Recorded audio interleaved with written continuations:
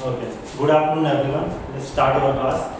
तो आज मैं आपका एक नया चैप्टर स्टार्ट कर रहा हूँ बेटा, cell cycle and division.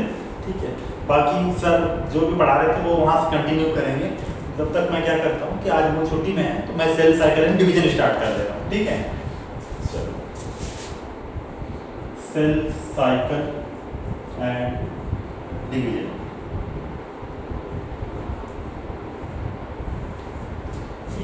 Cell तो आप जानते हो क्या है बेटा, साइकिल मतलब एक साइक्लिक इवेंट है और डिवीजन। ठीक है, तो सेल से समझते हैं। पहले सेल सबसे पहली बात तो डिवाइड करते हैं। सबसे पहला काम वो क्या कर रहे हैं, डिवाइड कर रहे हैं। डिवाइड करेंगे, डिवाइड करके वो क्या करते हैं बेटा, इलोंगेट करते हैं, है ना। इलोंगेट करेंगे मतलब ग्रो करेंगे, है ना। सबसे पहले डिवाइड किए, डिवाइड करने के बाद इलोंगेट करेंगे, इलोंगेट करेंगे, इलोंगेट करने के बाद ग्रो किए, ग्रो करने के बाद ये क्या करेंगे, डिफरेंशिएट होंगे। डिफरेंशिएट मतलब मैच्योरेशन होगा इनका, है ना। मैच्योरेशन होगा, कोई एक स्पेसिफिक फंक्शन परफॉर्म करना स्टार्ट कर रहे हैं। ठीक है, और मैच्योरेशन के बाद इनका एक लाइफ स्पेन होगा, एक लाइफ स्पेन होगा, इनका एक जीवन काल होगा। लाइफ स्पेन के बाद इनका क्या हो जाता है, प्रोग्राम्ड सेल डेथ हो जाता है। प्रोग्राम्ड सेल डेथ हो जाता है। ठीक है, मतलब ये बोल रहा हूं बेटा कि सबसे पहले सेल डिवाइड करते हैं, डिवाइड करके इलोंगेट करते हैं, लंबे होते हैं, ग्रो करते हैं, साइज अटेन करते हैं। उसके बाद डिफरेंशिएट होकर मैच्योरेशन होता है and they start performing a specific function. और वो स्पेसिफिक फंक्शन एक परफॉर्म करते हैं एक लाइफ टाइम के लिए। After that they get death, है ना, उनका डेड हो जाते हैं, मर जाते हैं सेल भी। ठीक है, और क्योंकि ये प्रोग्राम्ड वे से हो रहा है कि इतना दिन जीना है, इसके बाद काम खत्म करके मर जाना है, इसीलिए इस टाइप के डेथ को हम बोल रहे हैं पीसीडी, प्रोग्राम्ड सेल डेथ। ठीक है, ये एक सीक्वेंशियल इवेंट है, जैसा सेल ग्रो करता है, डिवाइड करता है। ठीक है, प्रोग्राम सेल डेथ। तो टाइम टेकन टू डिवाइड, ये इलोंगेट हुआ डिवीजन। यहां से एक पॉइंट ले रहे हैं अपन, time taken to divide, time taken to divide. Divide करने में कितना टाइम लगा किसी सेल को, उसको हम बोलते हैं जनरेशन टाइम। उसको हम क्या बोलते हैं, जनरेशन टाइम बोल रहे हैं। एक वर्ड दे रहे हैं बेटा, जनरेशन टाइम। जनरेशन टाइम का मतलब ये है कि टाइम टेकन टू डिवाइड। ठीक है, फॉर एग्जांपल अगर आप ह्यूमन सेल के बारे में बात करें तो ह्यूमन सेल का जो जनरेशन टाइम है वो कितना है, 24 आवर है। कितना है, 24 आवर है। वैसे ही अगर आप यीस्ट के बारे में बात करें तो यीस्ट का 90 मिनट में वो डिवाइड होकर डबल हो जाते हैं। बैक्टीरिया के बारे में बात करें, अगर बैक्टीरिया में भी हम कौन सा ले रहे हैं, ई कोलाई बैक्टीरिया ले रहे हैं। ई कोलाई बैक्टीरिया लगभग 20 मिनट में 1 से 2 हो जाता है, मतलब डबल हो जाता है। और ये डबल होने के टाइम जो लग रहा है उसको अपन क्या बोल रहे हैं, जनरेशन टाइम बोल रहे हैं। क्लियर है। उसके बाद हम बात करते हैं कि सेल साइकिल, है ना। डिवाइड मतलब एक साइक्लिक इवेंट है, तो यहां से वर्ड लेके समझते हैं कि एक साइक्लिक इवेंट है, साइक्लिक इवेंट है, एक ऑर्डर्ड इवेंट है ना, एक ऑर्डर्ड इवेंट है, ordered and sequential event, sequential event है। तो एक सेल साइकिल है बेटा, सेल डिवीजन जब स्टार्ट होता है तो एक साइक्लिक प्रोसेस के थ्रू गुजरता है जो कि एक ऑर्डर्ड है, मतलब ऐसे जाना है बोलने से ऐसे ही जाना है। जैसे कोर्ट में ऑर्डर ऑर्डर बोलने सब सामने जाते हैं, एक तरीका होता है करने का। तो ऑर्डर इवेंट है। सीक्वेंशियल, सीक्वेंशियल मतलब इसी सीक्वेंस में चलना है। ऐसा नहीं है कि बीच में यहाँ चले गए फिर पीछे वो काम बचा है तो वापस वो कर लो फिर वापस आ जाएंगे यहाँ पे, ऐसा नहीं। काम लाइन से चलेगा, सीक्वेंशियल चलेगा। तो हम बोल रहे हैं कि एक साइक्लिक इवेंट है, ऑर्डर्ड इवेंट है और कैसा है, सीक्वेंशियल इवेंट है। प्लस हम ये भी बोल रहे हैं कि ये जेनेटिकली कंट्रोल्ड है, जेनेटिकली कंट्रोल्ड है, जेनेटिकली कंट्रोल्ड है। ऐसा नहीं है कि मन मर्जी जब डिवीजन करने का मन किया सेल डिवाइड करना स्टार्ट कर दिए, ऐसा नहीं है। बिल्कुल जेनेटिकली कंट्रोल्ड है, कब डिवीजन करना है, कौन से प्रोटीन उसको डिवीजन करने स्टार्ट करवाएंगे, कब रोक दिया जाएगा, ये सब कुछ डिसाइडेड है, जेनेटिकली कंट्रोल्ड है। ये 3 पॉइंट आपको सेल साइकिल के लिए याद रखना चाहिए। जेनेटिकली कंट्रोल्ड है, जेनेटिकली कंट्रोल्ड है तो कौन से प्रोटीन्स हैं जो सेल साइकिल को कंट्रोल करते हैं। 2 प्रोटीन आपको याद रखना है यहाँ पे, वेरी इंपॉर्टेंट। इससे ज्यादा होता है, बहुत प्रोटीन होते हैं, डिटेल में पढ़ना पड़ता है हायर क्लासेस में। अभी हमको क्लास 11 में ये पढ़ना है, एक प्रोटीन है जिसका नाम है साइक्लिन, जिसका नाम क्या है साइक्लिन प्रोटीन, और एक प्रोटीन है जिसका नाम है CDK, है ना, cyclin dependent kinase, cyclin dependent kinase. ये दोनों प्रोटीन क्या करते हैं बेटा, ये दोनों प्रोटीन रेगुलेट करते हैं सेल साइकिल को, रेगुलेट्स सेल साइकिल। क्या बोल रहे हैं, देखो एक साइक्लिन प्रोटीन है, इस साइक्लिन प्रोटीन अगर होता है तो सेल डिवीजन स्टार्ट होता है, ठीक है। सेल डिवीजन कैसे स्टार्ट होगा, अगर साइक्लिन प्रोटीन है तो साइक्लिन प्रोटीन है तो एक काइनेज एंजाइम होता है, काइनेज, है ना। काइनेज एंजाइम अगर आपको मैं समझाऊं, ये आपको बस समझना है, इतना याद करने के लिए आपको याद इतना ही करना है कि ये दो प्रोटीन होते हैं जो कि प्रोटीन रेगुलेट करते हैं सेल साइकिल को। कैसे काम करता है, एग्जांपल आपको थोड़ा सा लॉजिकली वे दे रहा हूँ। जैसे सेल डिवीजन स्टार्ट होता है तो सबसे पहले क्या होगा, साइक्लिन बनेगा, उस सेल के अंदर क्या बनेगा, साइक्लिन बनेगा। साइक्लिन अकेला सेल साइकिल को स्टार्ट नहीं करवा सकता है, उसके ऊपर एक और प्रोटीन है जिसका नाम है CDK, साइक्लिन डिपेंडेंट काइनेज। मतलब ये डिपेंडेंट है, किस पे डिपेंडेंट है, साइक्लिन पे डिपेंडेंट है। और एंजाइम का नाम क्या है, काइनेज। काइनेज ऐसे एंजाइम है बेटा, काइनेज जब भी वर्ड सुनोगे काइनेज, आगे क्लास 11 में बहुत सारा रेस्पिरेशन एंड प्लांट पढ़ोगे, वहां पे बहुत सारे काइनेज एंजाइम आएंगे। तो काइनेज का मतलब होता है कि फॉस्फेट ग्रुप का लेना देना है, फॉस्फेट ग्रुप ऐड करेंगे। फॉर एग्जांपल समझना है कि ये एक प्रोटीन है जो सेल साइकिल को कंट्रोल करता है, ठीक है। ये प्रोटीन अभी इनएक्टिव है, निष्क्रिय बैठा हुआ है, ये चुपचाप बैठा हुआ है। अगर ये साइक्लिन डिपेंडेंट काइनेज, ये काइनेज एंजाइम आया और इसके ऊपर फॉस्फेट लगा दिया, फॉस्फेट लगा देने से ये प्रोटीन एक्टिव हो जाता है और ये सेल साइकिल चालू करवाते हैं, ठीक है। तो साइक्लिन डिपेंडेंट काइनेज, काइनेज मतलब पहली बात तो किसी के पीछे भी एज लगा हुआ है मतलब वो एंजाइम है, ठीक है। आप बायोमोलिक्यूल पढ़ोगे, किसी के पीछे भी ASE लगा हुआ है मतलब वो एंजाइम है। काइनेज का मतलब ये समझोगे कि फॉस्फेट का हेराफेरी करता है, फॉस्फेट ग्रुप ऐड कर देता है, और फॉस्फेट ग्रुप ऐड होने से बहुत सारे एंजाइम क्या हो जाते हैं, एक्टिव हो जाते हैं, क्लियर है। तो सबसे पहला बात, सेल साइकिल जेनेटिकली कंट्रोल्ड है, साइक्लिन प्रोटीन बनेगा, जैसे ही सेल डिवीजन स्टार्ट करना है साइक्लिन प्रोटीन बनेगा, साइक्लिन प्रोटीन जैसे ही बनेगा तो ये वाला प्रोटीन एक्टिवेट हो जाएगा। क्यों, क्योंकि ये डिपेंडेंट है किस पे, साइक्लिन पे। साइक्लिन नहीं होगा तो ये एक्टिवेट नहीं हो पाएगा, क्योंकि ये डिपेंडेंट है किस पे, साइक्लिन पे। बात क्लियर है। तो ये दोनों प्रोटीन आपस में साथ में काम करते हैं, पहले ये बनता है, जैसे ही ये बनता है ये वाला प्रोटीन एक्टिवेट हो जाता है, और ये प्रोटीन क्या करेगा, सेल साइकिल स्टार्ट करवा देता है। तो रेगुलेट सेल साइकिल, ये दो प्रोटीन आपको याद रखना, जेनेटिकली कंट्रोल, क्लियर है। चलो आगे बढ़ते हैं।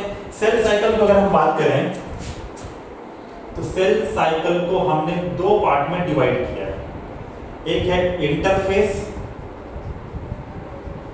और दूसरा है एम फेस, ठीक है। इंटरफेस का मतलब होता है बेटा, it is a preparatory face, preparatory face, है ना, सिंथेटिक फेस है यहाँ पे, सिंथेटिक फेस, प्रिपरेटरी फेस बोल सकते हो। प्रिपरेटरी फेस मतलब क्या है, प्रिपरेशन। फॉर एग्जांपल आपका नीट का एग्जाम 5 मई को है, अभी हम क्या कर रहे हैं, प्रिपरेशन कर रहे हैं, है ना।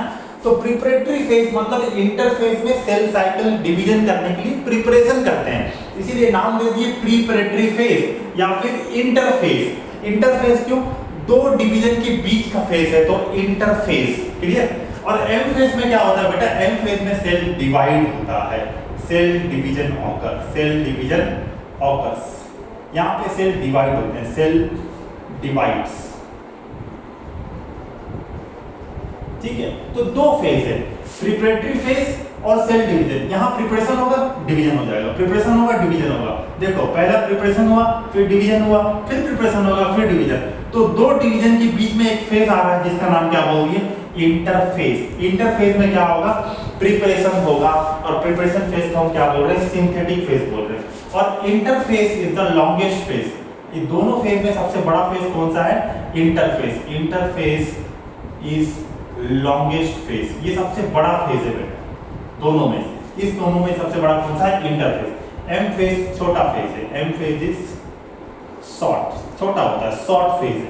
95% of the time, 95% of cell division time किस में लगता है, इंटरफेज में लगता है। Cell division time takes by interface. Interphase में लगभग 95% टाइम लगेगा और बाकी बचे हुए 5% ऑफ टाइम में सेल डिवीजन कंप्लीट हो जाएगा। ठीक है, क्लियर? मैं आपको क्या बोला कि इंटरफेज में प्रिपरेशन करेंगे, it is a preparatory phase, और सेल डिवीजन में क्या करेंगे, एम फेज में क्या करेंगे, सेल डिवीजन करेंगे। अगर सेल साइकिल स्टार्ट होता है तो अगर मान लो कि 24 आवर में पूरा सेल डिवाइड होता है तो 24 आवर का 95% टाइम कहाँ लगा, इंटरफेज में लगा, प्रिपरेशन में लगा, और 5% टाइम कहाँ लगा, एम फेज में लगा। Is exactly similar to your exam. आप नीट का तैयारी करने के लिए पूरा साल भर तैयारी करते हो, 5 महीने को 3 घंटा बैठ के एग्जाम दे देते हो, क्लियर? वैसे प्रिपरेशन फेज 95%, मात्र 5% टाइम लगेगा एम फेज सेल को डिवाइड करने में, 1 से 2 डिवाइड करने में सिर्फ 5% लगेगा एम फेज में लगेगा, क्लियर? तो इसको यहाँ पे समझते हैं। और अगर आपका ह्यूमन सेल ना 24 आवर में डिवाइड कर रहा है तो 24 आवर में यहाँ लिख लेते हैं अपन, यहाँ अलग से कर लेते हैं ह्यूमन सेल, यहाँ लिख ले रहे हैं हम इंटरफेस और यहाँ लिख ले रहे हैं हम एम फेज। ठीक है, इंटरफेस ह्यूमन सेल अगर 24 आवर में डिवाइड करता है टोटल टाइम तो 23 आवर इंटरफेस में गुजरता है और मात्र 1 आवर 5%, 1 आवर कितना है यहाँ पे 5%, 1 आवर में M phase cell division complete हो जाता है, क्लियर? दूसरा यीस्ट का एग्जांपल लिए थे तो यीस्ट में लगभग 85 मिनट ना, टोटल कितना होता है, टोटल होता है 90 मिनट। अभी देखे थे हम यीस्ट 90 मिनट का जनरेशन टाइम है, इस जनरेशन टाइम में 85 मिनट तो डिवीजन होने में आपको इंटरफेज में लगता है और मात्र 5 मिनट में आपका इधर कंप्लीट हो जाता है। तीसरा अगर हम ई कोलाई का देखें तो ई कोलाई में 20 मिनट टोटल टाइम है, 20 मिनट, तो 18 मिनट तो यही लग जाता है, 18 मिनट, और मात्र 2 मिनट में सेल डिवाइड होकर बाइनरी डिवीजन से डबल हो जाता है, क्लियर? तो interphase is the longest phase, है ना? और इंटरफेज में क्या होगा, प्रिपरेशन होगा, इसीलिए इसको हम बोलते हैं प्रीपरेटरी फेज। इंटरफेज को हम आगे पढ़ते हैं कि इंटरफेज में क्या क्या चीजें। आप इसको 2 मिनट देखिए, फिर मैं आपको इंटरफेज को डिटेल में समझा रहा हूँ कि इंटरफेज में प्रिपरेशन हो रहा है, 95% ऑफ टाइम लग रहा है, तो इंटरफेज में ऐसा क्या हो रहा है, ऐसा क्या प्रिपरेशन हो रहा है जिसके लिए इतना टाइम लग रहा है, उसको समझेंगे। ठीक है, चलो इसको देखो 2 मिनट।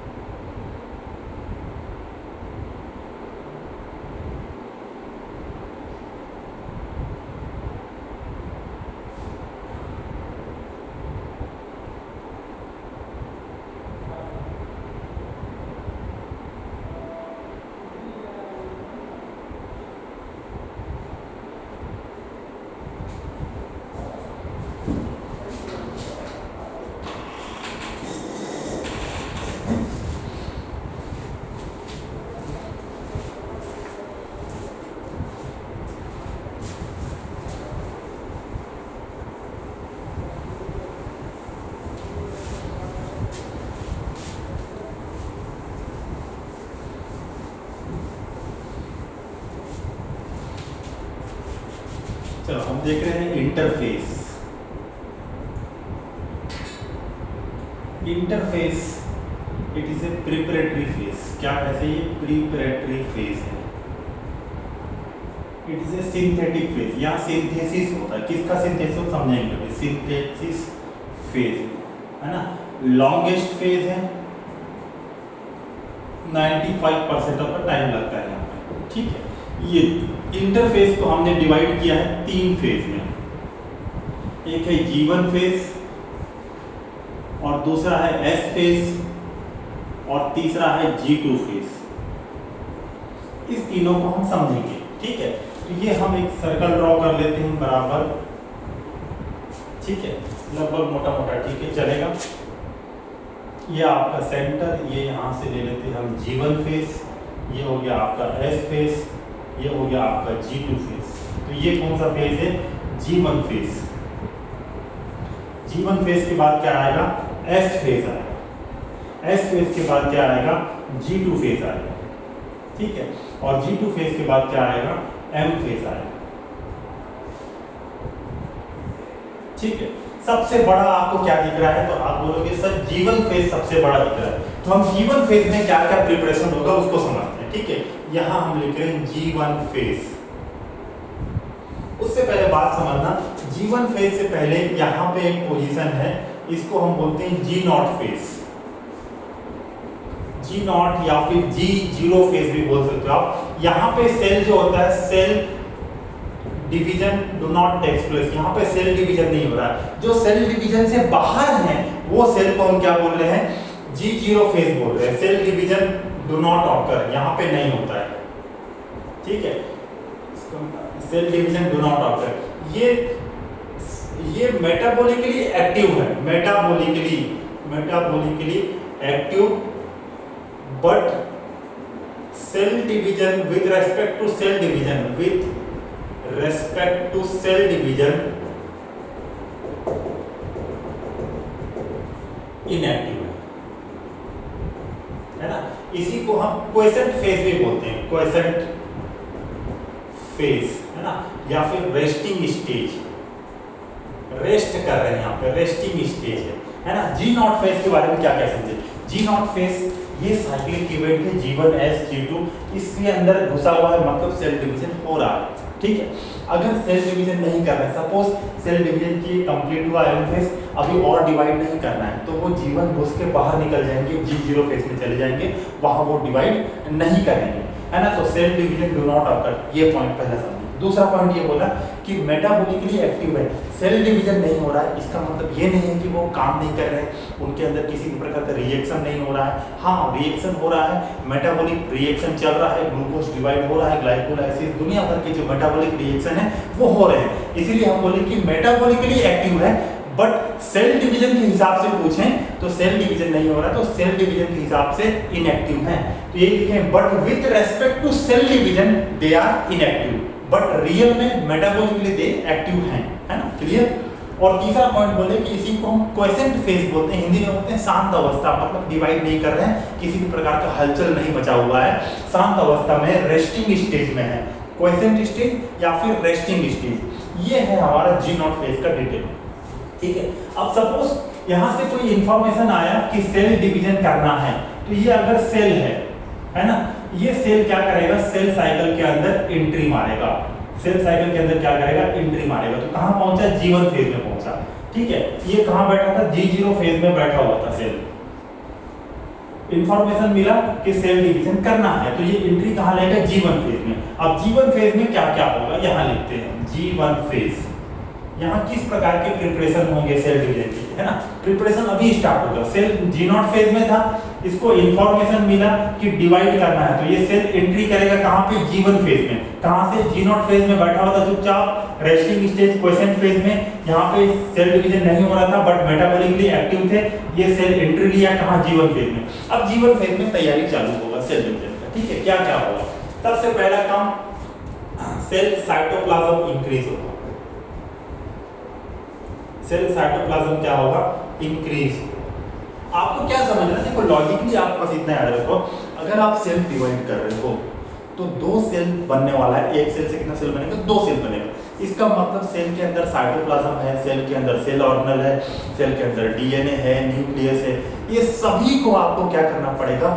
डबल करना पड़ेगा, ताकि आप दूसरा जो नया सेल बन रहा है उसको भी डीएनए दो, जितना डीएनए यहाँ पे उसको भी डीएनए देना पड़ेगा, उसको भी Golgi body, endoplasmic reticulum, mitochondria, chloroplast, अगर प्लांट सेल है तो जितने भी ऑर्गेनल्स है, लाइसोसोम, राइबोसोम, सब क्या करना पड़ेगा आपको, दूसरे सेल को भी देना पड़ेगा। इसका मतलब आपको सब कुछ क्या करना पड़ेगा, डबल करना पड़ेगा। और यही सब डबलिंग हम करेंगे यहाँ पे G1F G2 में करेंगे। और कौन सा डबलिंग कहाँ पे होगा, कहाँ पे क्या बनाएंगे, वो चीज को हम यहाँ समझेंगे, ठीक है। तो G1 फेज में क्या हो रहा है, सबसे पहले तो सेल का साइटोप्लाज्म इंक्रीज हो रहा है, मतलब सेल धीरे धीरे साइटोप्लाज्म सेल बड़ा हो रहा है साइज में। साइटोप्लाज्म अंदर लिक्विड जो है, फ्लूइड जो है, उसकी मात्रा क्या हो रही है, बढ़ रही है, ठीक है। इसके साथ में क्या होगा, इसके साथ में आपके पास आरएनए एंड प्रोटीन सिंथेसिस होगा, आरएनए एंड प्रोटीन सिंथेसिस होगा, ठीक है। आप सेल डिवीजन करने जा रहे हो तो बहुत सारे नए प्रोटीन बनाना पड़ेगा, बहुत सारे एंजाइम्स बनाने पड़ेंगे। एंजाइम्स जनरली क्या होते हैं, enzymes are proteins in nature. तो आरएनए और प्रोटीन सिंथेसिस होगा, तो बनेगा यहाँ पे एंजाइम सिंथेसिस होगा, ठीक है। इसके अलावा आपके पास यहाँ पे क्या होगा, एटीपी सिंथेसिस होगा। एटीपी मतलब adenosine triphosphate. Adenosine triphosphate, ATP is the energy currency of the cell, जो माइटोकॉन्ड्रिया बनाता है ना। तो एटीपी आपको इतना बड़ा डिवीजन करने वाले हो तो एटीपी खर्चा है, बिना एनर्जी के कुछ नहीं होने वाला, तो आपको एनर्जी लगेगा। तो एटीपी सिंथेसिस करवाएंगे यहाँ पे अपन, एटीपी सिंथेसिस होगा, ठीक है। सेल साइटोप्लाज्म इंक्रीज होगा, आरएनए प्रोटीन सिंथेसिस होगा, एंजाइम सिंथेसिस होगा, एटीपी सिंथेसिस होगा, और जितने मैक्सिमम ऑर्गेनल्स है ना, मैक्सिमम ऑर्गेनल का डुप्लीकेशन भी यही हो जाएगा G1 फेज, है ना। मैक्सिमम ऑर्गेनल का डुप्लीकेशन भी यहाँ हो जाएगा। कुछ ऑर्गेनल ऐसे हैं बेटा जिनका डुप्लीकेशन जहाँ G2 फेज में होगा, उसको छोड़ के जितने बचे हुए ऑर्गेनल्स हैं सबका डुप्लीकेशन यहाँ होगा G1 फेज में। पॉइंट क्या रखना है आपको। तो क्या क्या हुआ, सेल का साइटोप्लाज्म इंक्रीज हुआ, है ना, आरएनए और प्रोटीन सिंथेसिस इंक्रीज हो गया, एंजाइम सिंथेसिस हुआ, एटीपी सिंथेसिस हुआ। इसके अलावा मैक्सिमम ऑर्गेनल का क्या हो गया, यहाँ पे डुप्लीकेशन भी हो गया। अब एक बात अगर सोचे हम, N/C रेशियो, N/C रेशियो, है ना। N मतलब न्यूक्लियस, C मतलब साइटोप्लाज्म, ठीक है। अगर मान लें हम न्यूक्लियस और साइटोप्लाज्म लगभग इक्वल थे, तो न्यूक्लियस और साइटोप्लाज्म का रेशियो कितना आएगा, 1 आएगा, सही बात है। अगर दोनों इक्वल थे, न्यूक्लियस का जो साइज था उतना ही साइटोप्लाज्म था, तो नॉर्मल रेशियो कितना आएगा, 1 आएगा। बट जैसे जैसे आप क्या बोले, सेल का साइटोप्लाज्म इंक्रीज होगा, तो साइटोप्लाज्म इंक्रीज हो रहा है मतलब नीचे वाला नंबर क्या हो रहा है, इंक्रीज हो रहा है। न्यूक्लियस का साइज सेम है, साइटोप्लाज्म इंक्रीज हो रहा है, तो N/C रेशियो क्या हो जाएगा, कम हो जाएगा, 1 से कम हो जाएगा, सही बात है। तो N/C रेशियो बिकम्स लो, या फिर लिख सकते हो N/C रेशियो डिक्रीज हो जाएगा। क्लियर है। न्यूक्लियस उतना ही बेटा, साइटोप्लाज्म आपने बढ़ा दिया तो नीचे वाला नंबर बढ़ाओगे तो डिवाइड करोगे तो 1 से कम हो जाएगा रेशियो। तो वही हम लिख रहे हैं कि रेशियो बिकम्स लो या फिर डिक्रीजेस। इतना पॉइंट आपको G1 फेज के लिए याद रखना है। एक एक क्वेश्चन यहीं से बन के आने वाला, ठीक है। S फेज में क्या होगा, इसको एक बार हम क्या करते हैं, G1 S G2 में क्या क्या होगा समझ लेते हैं, उसके बाद डिटेल में लॉजिकल बेस समझेंगे कि यहाँ पे क्यों हुआ, ऐसा क्यों हुआ, समझेंगे उसको। S फेज में क्या होगा, S फेज में आपका डीएनए डुप्लीकेशन होगा, डीएनए डुप्लीकेशन होगा, डुप्लीकेशन, ठीक है। डीएनए डुप्लीकेशन मतलब जीरोक्स कर रहे हैं बेटा, डुप्लीकेशन मतलब जीरोक्स कर रहे हो, जीरोक्स करने से क्या होता है, डबल हो जाता है, ठीक है। डीएनए डुप्लीकेशन, और डीएनए आपके एक प्रोटीन के ऊपर डीएनए ऐसा लपेटा हुआ होता है ना। बायोमॉलिक्यूल में हम पढ़ेंगे कि डीएनए जो एक धागा जैसा है वो एक प्रोटीन के ऊपर लपेटे, जैसे धागा आता है ना, धागा एक उंगली के ऊपर ऐसा लपेटा हुआ रहता है, वैसा ही डीएनए होता है हमारे बॉडी के अंदर। एक वो जो अंदर जो उंगली है वो क्या है, प्रोटीन है, उसके ऊपर डीएनए लपेटा होता है। अगर आप डीएनए डबल कर रहे हो तो ये उंगली भी बनाना पड़ेगा, है ना। अगर आप नया धागा बनाए हो तो उसको लपेटने के लिए उंगली बनाना, उस प्रोटीन को हम बोलते हैं हिस्टोन, है ना। तो हिस्टोन प्रोटीन बोलते हैं, हिस्टोन प्रोटीन। इनका भी क्या होगा बेटा, डुप्लीकेशन होगा, है ना। अगर डीएनए डबल कर रहे हो तो इसी के ऊपर क्या करोगे, लपेटोगे, है ना। तो अपन यहाँ पे कहीं लिख लेते हैं, यहाँ हिस्टोन, हिस्टोन के ऊपर क्या करते हो, डीएनए रैप करते हो। रैप करना मतलब डीएनए को लपेटते हो, ठीक है। Histone protein duplication. इसके अलावा यहाँ पे आपके पास सेंट्रियोल, सेंट्रियोल डुप्लीकेशन होगा, ठीक है। सेंट्रियोल बेटा स्पिंडल फाइबर बनाता है, कुछ इस प्रकार से एक धागा जैसा निकलेगा जो क्रोमोसोम को पकड़ के इधर उधर खींचेंगे। तो वो जो धागा बनाने वाला जो ऑर्गेनल है उसको हम बोलते हैं सेंट्रियोल, है ना। आगे जब अपन एम फेज पढ़ेंगे वहां पे देखेंगे स्पिंडल फाइबर क्या होता है ना। तो स्पिंडल फाइबर बनाने वाला ऑर्गेनल यही है। तो सेंट्रियोल डुप्लीकेशन भी यहाँ पे होगा। क्लियर। एस फेज में ये 3 काम अगर आपको याद है तो इससे ज्यादा आपको नहीं पूछने वाला। तो G2 फेज में क्या होगा, यहाँ इतना कर लिए। यहाँ G2 फेज में क्या होगा, G2 फेज में ट्यूबुलिन सिंथेसिस होगा, ट्यूबुलिन सिंथेसिस, है ना। ट्यूबुलिन सिंथेसिस होगा। ट्यूबुलिन क्या है, ट्यूबुलिन प्रोटीन से माइक्रोट्यूब्यूल बनता है, माइक्रोट्यूब्यूल्स, ठीक है। और माइक्रोट्यूब्यूल्स किसमें होता है, स्पिंडल फाइबर में होता है। और स्पिंडल फाइबर किससे बनेगा, माइक्रोट्यूब्यूल से। माइक्रोट्यूब्यूल किससे बनेगा, ट्यूबुलिन से। यही स्पिंडल फाइबर आगे जाके क्रोमोसोम को ऐसे धागा निकल कर पकड़ के एक दूसरे अपोजिट पोल में खींचेंगे। तो ये स्पिंडल फाइबर खींचने के लिए लगेगा। और स्पिंडल फाइबर खुद किसका बना हुआ है, माइक्रोट्यूब्यूल्स का। और माइक्रोट्यूब्यूल किसका बनेगा, ट्यूबुलिन से बनेगा। तो आगे एम फेज में आप डिवीजन करने वाले हो तो आपको ये धागा चाहिए होगा। तो ये धागा माइक्रोट्यूब्यूल्स किसका बना हुआ था, ट्यूबुलिन का। तो ट्यूबुलिन का प्रोटीन का सिंथेसिस आप यहां करवा लोगे G2 फेज में। इसके अलावा semi autonomous organelle, semi autonomous organelles जैसे कि माइटोकॉन्ड्रिया, ये 9वीं 10वीं में पढ़े हैं बेटा अपन कि माइटोकॉन्ड्रिया और क्लोरोप्लास्ट, ये दोनों सेमी ऑटोनोमस ऑर्गेनल हैं। क्या होता है, माइटोकॉन्ड्रिया और क्लोरोप्लास्ट डबल मेम्ब्रेन ऑर्गेनल है पहली बात। और इनके पास अपना खुद का डीएनए होता है ना, खुद का डीएनए है। तो ये क्या होते हैं कि डीएनए है बोलने से अपना प्रोटीन, अपना आरएनए खुद बना लेते हैं। फिर भी ये क्या है, आपकी न्यूक्लियस जो सेल का ब्रेन है उस पर डिपेंडेंट है थोड़ा बहुत। इसीलिए हम बोले कि सेमी ऑटोनोमस, पूरा स्वतंत्र नहीं है, थोड़ा बहुत न्यूक्लियस पे डिपेंडेंट है। इसीलिए क्या बोलते हैं, सेमी ऑटोनोमस बोलते हैं, ठीक है। तो सेमी ऑटोनोमस ऑर्गेनल का एग्जांपल है माइटोकॉन्ड्रिया और क्लोरोप्लास्ट। इन दो ऑर्गेनल का डुप्लीकेशन G2 फेज में होगा। इसके अलावा गोल्गी बॉडी, गोल्गी बॉडी या फिर गोल्गी अपैरेटस बोल सकते हो आप, गोल्गी अपैरेटस, है ना, organelle Golgi apparatus, Golgi body, इनका डुप्लीकेशन भी यही होगा, ठीक है। इनका डुप्लीकेशन भी कहाँ होगा, G2 फेज में होगा। इसका मतलब क्या समझे हो, इसका मतलब ये समझे कि माइटोकॉन्ड्रिया, क्लोरोप्लास्ट और गोल्गी बॉडी का डुप्लीकेशन G2 फेज में होगा। इसको छोड़ के जितने भी ऑर्गेनल्स हैं जैसे कि राइबोसोम, लाइसोसोम, है ना, इसके अलावा आपके पास एंडोप्लाज्मिक रेटिकुलम, ये सभी बचे हुए ऑर्गेनल का डुप्लीकेशन कहाँ हो जाएगा, G1 फेज में। हम लिखे थे मैक्सिमम ऑर्गेनल डुप्लीकेशन, तो इन ऑर्गेनल का डुप्लीकेशन यहाँ होगा। कुछ 3 ऑर्गेनल आपको याद रखने हैं, माइटोकॉन्ड्रिया, क्लोरोप्लास्ट और गोल्गी बॉडी, जिनका डुप्लीकेशन, जिनका डबलिंग कहाँ होता है, G2 फेज में होता है। क्लियर है। इसको, ये सब चीजें यहाँ पर होती है, इसको आप एक बार सीक्वेंशियल वे से समझते हैं। क्लियर। चलो देखो आज लाइव G0 फेज में सेल है, बैठा हुआ है, इनएक्टिव है, सेल डिवीजन नहीं कर रहा है, मेटाबॉलिकली एक्टिव है। इस फेज को क्वेसेंट फेज, रेस्टिंग फेज बोलते हैं। यहाँ सेल को सिग्नल मिला कि डिवाइड करना है, तो सेल कहाँ एंटर मारेगा, G0 से निकल के G1 में एंट्री मारेगा। क्लियर है।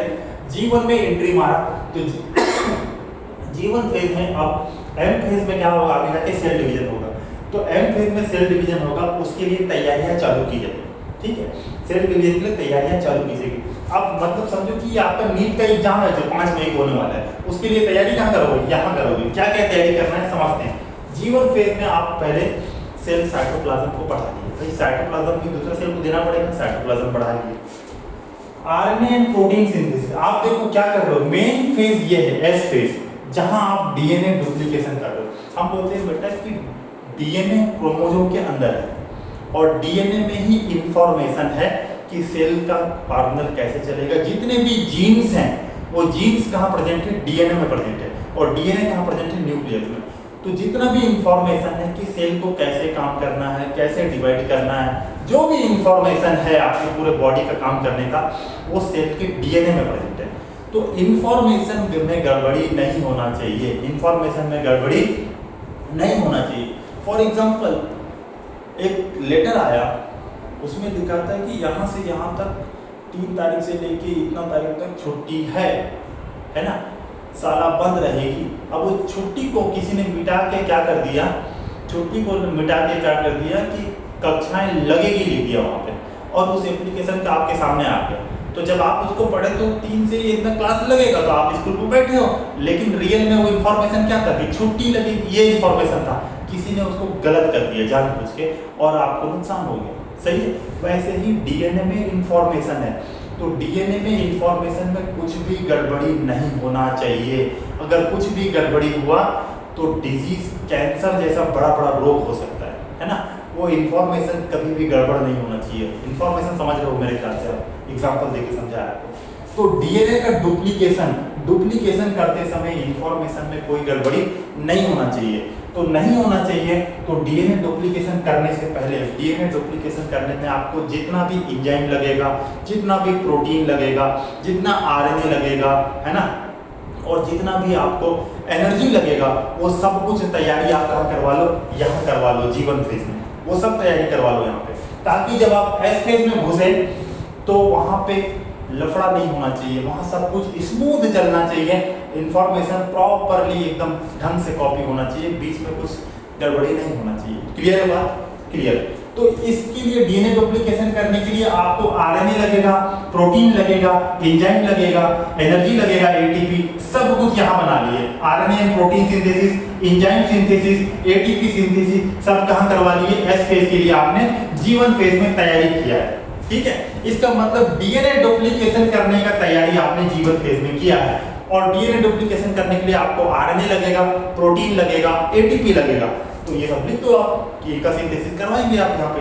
क्लियर। इसके अलावा साइटोप्लाज्म तो बड़ा होगी और साथ में कुछ ऑर्गेनल जैसे कि एंडोप्लाज्मिक रेटिकुलम, राइबोसोम, लाइसोसोम, वो सबका डुप्लीकेशन कहाँ करवा लो, यहाँ करवा लो। N/C रेशियो क्या हो जाएगा, डिक्रीज हो जाएगा, क्योंकि न्यूक्लियस का साइज सेम है, साइटोप्लाज्म आपने बढ़ा दिया है, तो N/C रेशियो क्या होगा, धीरे धीरे डिक्रीज होने लगेगा जैसे जैसे जीवन फेज कंप्लीट होगा। दूसरी पॉइंट, पहला पॉइंट आप अच्छे से समझे। सेकंड पॉइंट समझो कि जीवन फेज को क्रॉस करके जैसे ही एस फेज में सेल एंटर मारेगा, सेल वापस नहीं जा सकता है। एक बार एस फेज में एंट्री हो गया तो cell can not return back, वो सेल वापस नहीं जा सकता है, उसको डिवाइड करना ही आगे जाना ही पड़ेगा। क्लियर है बात? एस फेज से it can not go back, जीवन फेज से वापस जा सकता है और G0 फेज में निकल सकता है। जीवन फेज से, कहां से बोल रहा हूं, जीवन फेज से G0 फेज जा सकता है, बट एस फेज से वापस जीवन चले गया, G0 चले गया, नहीं हो सकता। एस फेज में घुस गए, इसका मतलब डीएनए डुप्लीकेशन करना पड़ेगा। और डीएनए डुप्लीकेशन मतलब इंफॉर्मेशन डुप्लीकेशन, बहुत केयरफुली करना पड़ेगा, कुछ भी लफड़ा परेशानी वहाँ पे नहीं होना चाहिए। तो उसकी जितनी तैयारियां हैं वो जीवन फेज में हो जाएगी। और बिना तैयारी करके आप कहीं गए तो नहीं, ये चेक करने के लिए यहाँ पे एक चेक पॉइंट लगा हुआ है, यहाँ पे एक क्या लगा हुआ है, चेक पॉइंट लगा हुआ है, जिसको बोलते हैं हम G1S check point. G1S check point मतलब एक तरीके का नाका है बेटा, नाका है ना, वन नाका वो सब होता है ना, जबरदस्ती आप कहीं चुरा के कुछ ले जा नहीं रहे हो, नाका में चेक करते रोक आके। तो ये जीवन से एस घुसने में है ना, आपको मैं एस फेज का महत्व समझाया है, इंफॉर्मेशन कॉपी करना है, कुछ गड़बड़ नहीं होना चाहिए। तो इसके लिए सब तैयारी यहाँ की हो, तैयारी हुआ है कि नहीं हुआ है, सब कुछ ठीक है कि नहीं, वो चेक करेंगे कहाँ पे, G1 और S फेज के बीच में, इसीलिए नाम दिए हैं G1S चेक पॉइंट, मतलब नाका है ना।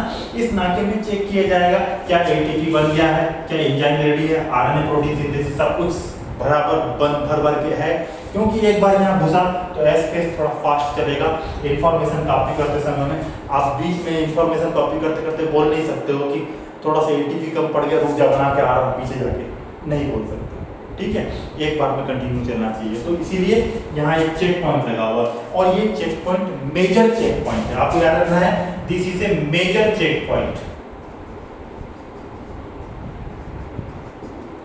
This is a major check point. जैसे नाका होता है बेटा, है ना, कोई छोटा नाका है, उधर से धीरे सीधे बाजू से निकल लेंगे, कुछ नाका होते हैं बड़े नाका होते हैं, वहाँ पे बड़े अधिकारी खड़े हुए हैं, तबीयत से जांच होता है वहाँ पे, तो ये वो मेजर चेक पॉइंट है, बड़ा नाका है, ठीक है, किसके बीच में, G1 और S के बीच में। क्लियर है? तो कुल मिला के बात है, आप सब कुछ रेडी करके आए, G1 S चेक पॉइंट में चेक हुआ कि everything is ready for DNA duplication, सब सही है, सेल कहां घुस गया, एस फेज में घुस गया, और एस फेज में घुसने के बाद cell can not go back, पीछे जा नहीं सकता है।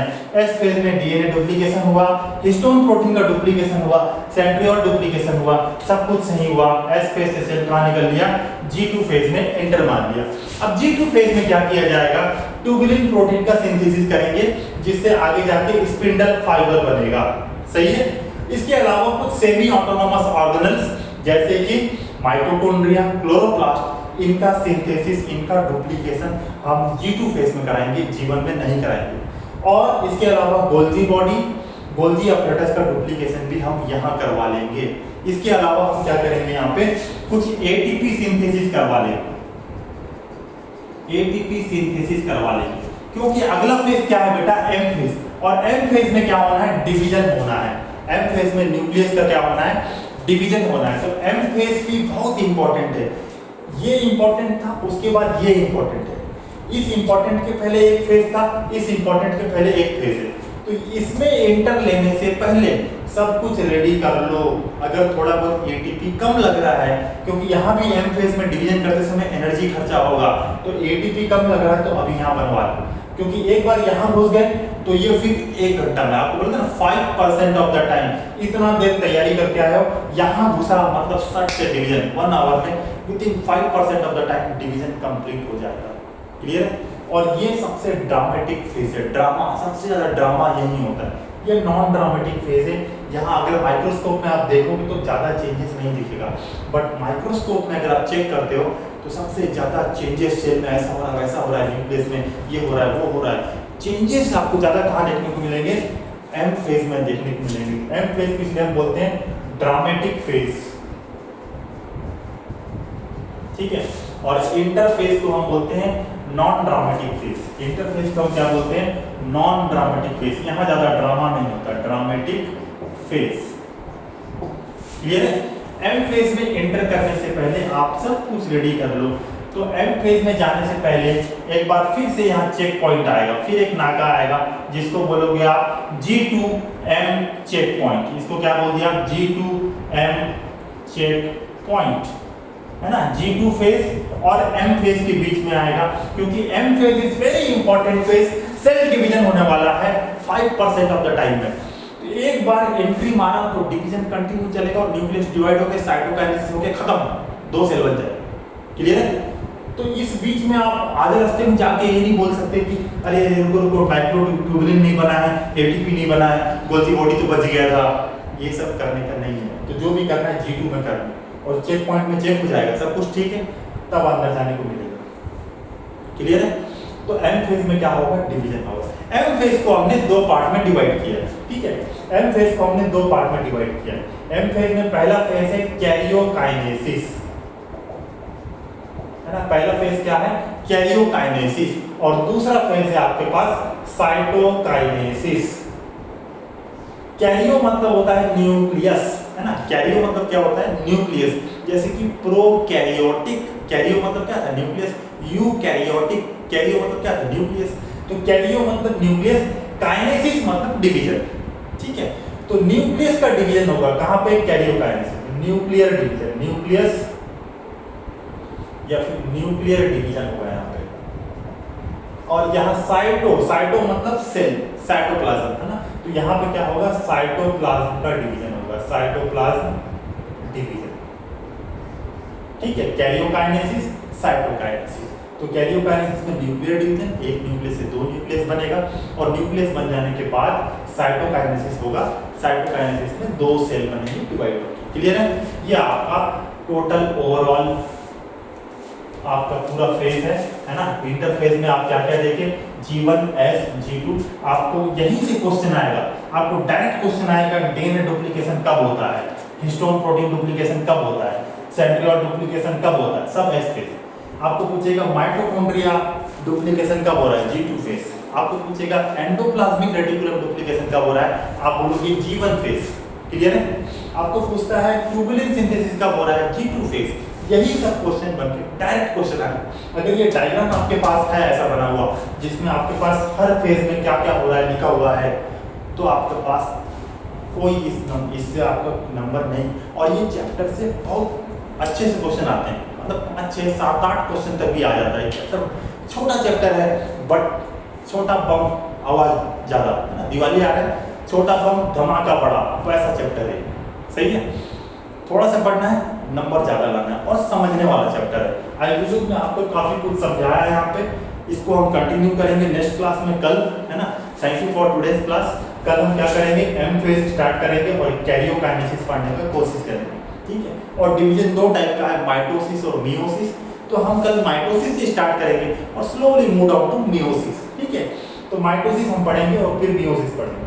तो कल हम कैरियोकाइनेसिस और साइटोकाइनेसिस मतलब एम फेज पढ़ेंगे, क्योंकि इंटरफेस हमने देख लिया और इंटरफेस में हमने ये भी समझा कि कैसे प्रिपरेशन हो रहा है ना। चलो, thank you for today's class, let's meet tomorrow.